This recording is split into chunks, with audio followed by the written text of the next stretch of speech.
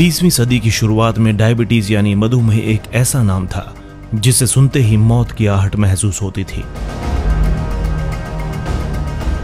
Diabetes type 1 से ग्रसित बच्चों और युवाओं के लिए कोई इलाज नहीं था।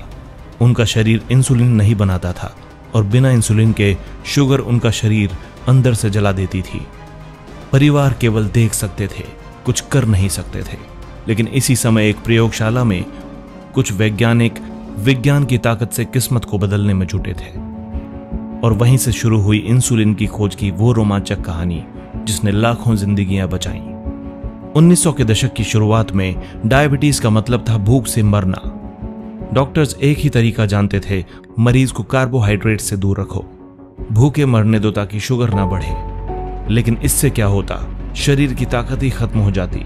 उस समय डायबिटीज का कोई इलाज नहीं था। ये रोग धीरे धीरे शरीर को खत्म करता था और एक समय ऐसा आता था जब मरीज कोमा में चला जाता था और फिर वापस नहीं आता। कनाडा के युवा डॉक्टर फ्रेडरिक बेंटिंग, जो मूल रूप से एक ऑर्थोपेडिक सर्जन बनना चाहते थे, एक दिन अपने कमरे में बैठकर एक मेडिकल जर्नल पढ़ रहे थे। तभी उन्हें एक ऐसा विचार आया जिसने दुनिया ही बदल दी। उन्होंने पढ़ा कि पेनक्रियाज नामक अंग इंसुलिन बनाता है और अगर इसके बाकी हिस्से को अलग कर दिया जाए तो शायद शुद्ध इंसुलिन प्राप्त की जा सकती है। उनके इस विचार को किसी ने गंभीरता से नहीं लिया, लेकिन बेंटिंग ने हार नहीं मानी।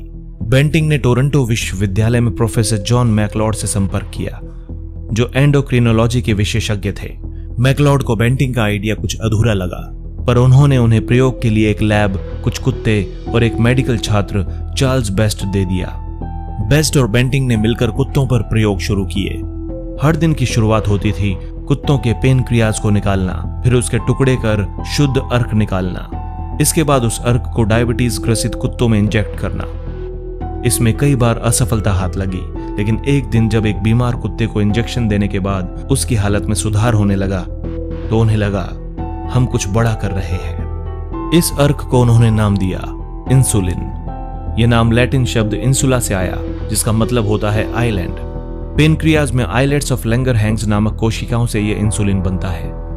1922 में उन्होंने पहली बार इंसान पर इंसुलिन का प्रयोग किया।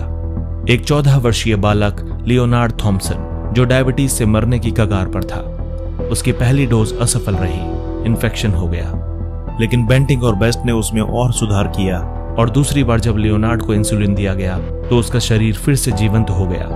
वो न केवल जीवित रहा बल्कि सामान्य जिंदगी भी जी सका। 1923 में फ्रेडरिक बेंटिंग और जॉन मैकलॉड को नोबेल पुरस्कार दिया गया, पर यह कहानी यहां और जटिल हो गई। बेंटिंग को लगा कि असली योगदान तो बेस्ट का था, मैकलॉड का नहीं। इसलिए उन्होंने अपना नोबेल पुरस्कार बेस्ट के साथ बांट लिया। जवाब में मैकलॉड ने भी अपनी हिस्सेदारी बायोकेमिस्ट जेम्स कोलिप को दे दी, जिसने इंसुलिन को शुद्ध करने में बड़ी भूमिका निभाई थी। यह विज्ञान में नैतिकता और सहयोग की एक अनूठी मिसाल बन गई। इंसुलिन की खोज एक चमत्कार से कम नहीं थी। लाखों बच्चों और वयस्कों को नई जिंदगी मिली। दुनिया भर में डायबिटीज के इलाज का चेहरा बदल गया। बेंटिंग और बेस्ट की खोज ने मेडिकल साइंस को एक नई दिशा दे दी थी। आज भी जब कोई डायबिटिक मरीज इंसुलिन का इंजेक्शन लेता है तो वो केवल एक दवा नहीं, बल्कि इतिहास के उस पल को जी रहा होता है जब मौत को विज्ञान ने चुनौती दी थी। आज इंसुलिन की कई किस्में उपलब्ध हैं, जैसे रैपिड एक्टिंग, लॉन्ग एक्टिंग और मिक्सचर। इसे इंसान के डीएनए से मेल खाती तकनीक से लैब में तैयार किया जाता है, जिसे रिकॉम्बिनेट डीएनए टेक्निक कहा जाता है। अब इंसुलिन केवल इंजेक्शन तक सीमित नहीं है, बल्कि पैच, पंप और जल्द ही ओरल पिल्स की दिशा में भी रिसर्च चल रही है। लेकिन इसकी शुरुआत उस एक विचार से हुई थी जो बेंटिंग के मन में एक शांत रात को आया था। इंसुलिन की खोज केवल एक वैज्ञानिक सफलता नहीं थी, यह मानवता की विजय थी। जब समाज ने मौत को स्वीकार कर लिया था, तब कुछ जिद्दी वैज्ञानिकों ने कहा, नहीं, हम लड़ेंगे।